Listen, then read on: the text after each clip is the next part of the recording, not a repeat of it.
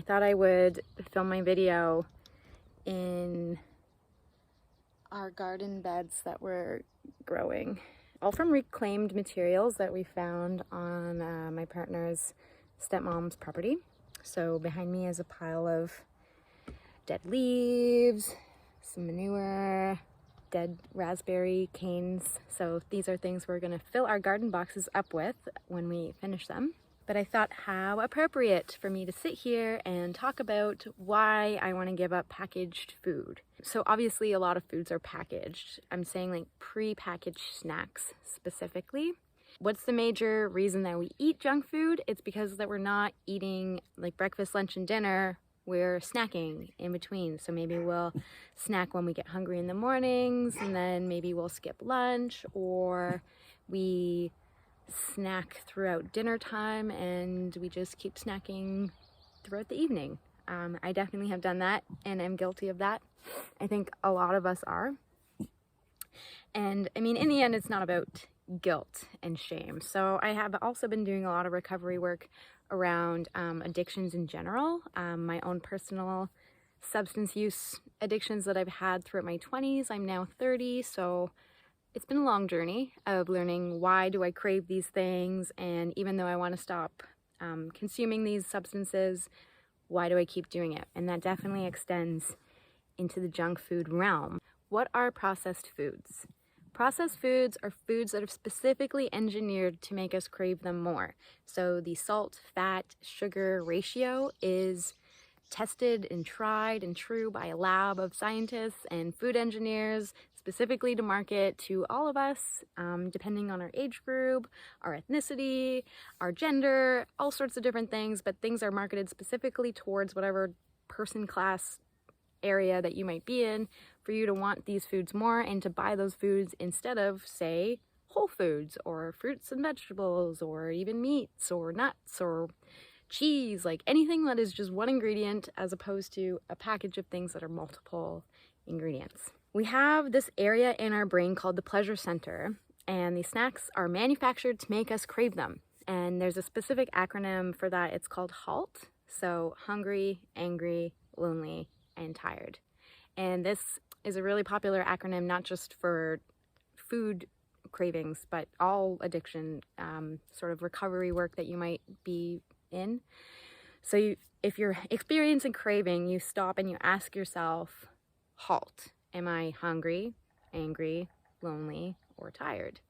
And usually if you kind of work your way through that acronym, you might not be craving that specific thing anymore. And so when we use that in the scenario of eating junk food, obviously the very first thing, hungry, is the major thing. So you're gonna eat snacks when you're hungry, obviously. So how do we prevent ourselves from getting hungry in the first place? By eating breakfast, by eating lunch, by eating a piece of fruit, rather than grabbing that bag of chips at the grocery store, at the gas station, at the sandwich shop. So one other interesting fact is baby carrots. So baby carrots don't exist naturally in nature. They are just normal carrots that are shaven down and then packaged in a bag to eat like a snack. And so when they started doing marketing for baby carrots, this specific quote is what he said: "We act like a snack, not a vegetable. We exploit the rules of junk food to fuel the baby carrot conversation. We are pro-junk food behavior, but anti-junk food establishment." So I thought that was really powerful, and I'm thinking about baby carrots more because I'm like, what else could we do that would be pro-junk food but anti-junk food establishment? So it's like things that are easy to snack on. For example, roasted nuts. You could go for instead of chips. I know they're not exactly the same thing, but they definitely will satisfy you probably a little bit more than a bag of chips would, because these things are designed to not give us the satiation that higher fat foods normally would. So for example, even a Cheeto, so it dissolves in your mouth and that signals to your body that this isn't a high fat food. It's really easily digestible, easily assimilated. So we need to eat more of these things. Eat more, eat more, eat more, eat more, until of course the whole bag is gone. How do we find things that kind of satisfy that urge of, you know, I just want to sit and have a snack, but also satisfy us and we don't sit there and just want to have a snack forever. These foods are specifically marketed to us to fill emotional voids in our life. So, for example, another really interesting scenario is Lunchables and Campbell soup. So these two things were specifically marketed to the housewife, the busy, lonely, tired mother. Women are mothers, so we tend to feed our children. That's just nothing that's gonna go away. That is something that is just historically and still true today. So us women, or anyone who identifies as a woman, can say, I'm being marketed to specifically, whether it's food or alcohol or cigarettes, you're being marketed specifically to in a very different way than maybe the average male population would be marketed to. So going back towards the Lunchables and the Campbell soup, how do we make something that costs the least amount of money, lasts the longest on a shelf, and people will pay for and buy over and over and over again because it's an easy solution to an everyday problem that women have, which is, I don't have enough time to make food. I need to get, you know, something decent in my family's body and get them fed, and it can't break the bank. So how do you combine convenience with affordability? Well, now we have junk food, fast food. The entire industry has completely changed from what it used to be in the 60s and 70s. So from the 80s onward, we got really obsessed. Like in the 80s, we got really afraid of fat, which kind of freaked out the snack industry a little bit, which is what revved up their marketing so much. And that's when Lunchables were invented, was in the 80s, when people weren't buying deli meats as much. People weren't buying bologna because people were like, oh, it causes cardiovascular disease. It causes, you know, obesity, stuff like that. So they're like, well, how do we market bologna again? Well, make it in a prepackaged Lunchable snack.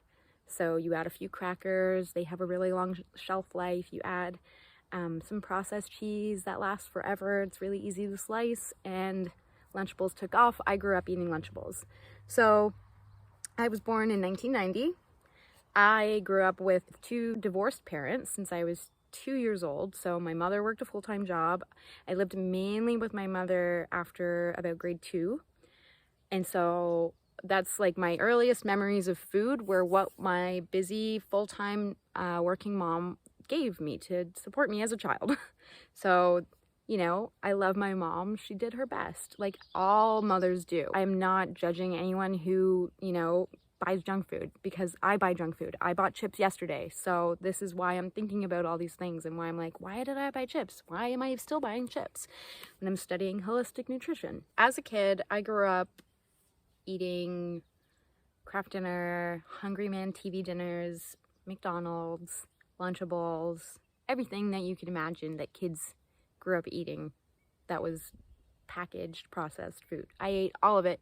I loved all of it. I was addicted to all of it. You know, I struggled with under eating and calorie counting, and it was borderline anorexia for about 2 or 3 years of high school because I was trying to make up for my childhood, I guess. And it wasn't until I got a little bit older, started becoming vegetarian, started learning how to cook from scratch on my own. Because I became vegetarian, there wasn't that many options in about grade 12. University is when I started eating less meat. We eat prepackaged convenience foods to basically fill a void, right? That void might be, I'm lonely, I'm hungry, I don't have time, I don't have money, it's whatever problem that you could find. That's the void. So we all have a void somewhere. We all have something where we could fill a void, right? Whether it's through substances or through food, through drinking, whatever it might be. You might have multiple, like me. Addictive substances are in prepackaged food, and they are fighting unfairly. Why is that? Well, they argue that we're not putting a gun to your head, so we're not forcing you to buy this stuff. But They know we're going to be in a halt situation whenever we end up at the gas station, whenever we end up at the grocery store, whenever we are driving along the highway. Like even at specific fast food restaurants, you can still buy prepackaged snacks to go, sugary drinks.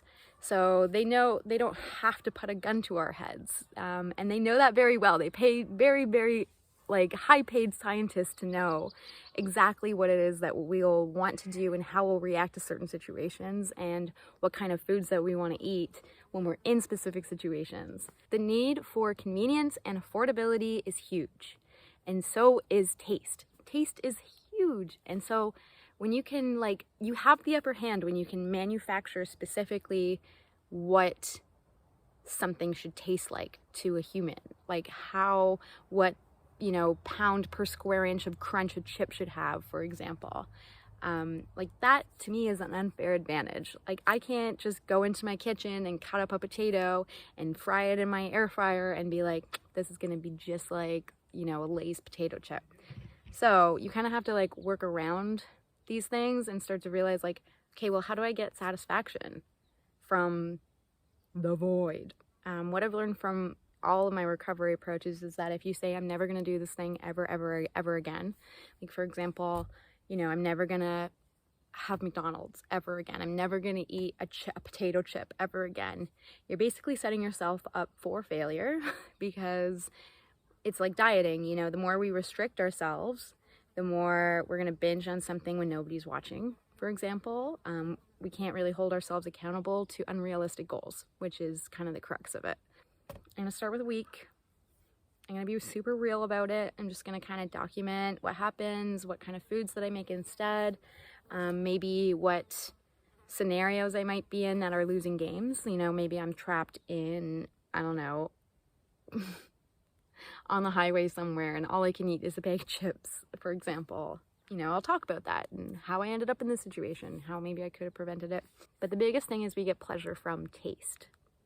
So a challenge like this isn't going to last without creating great tasting food, which is what I'm here to help all of you do. How do I make good tasting snacks?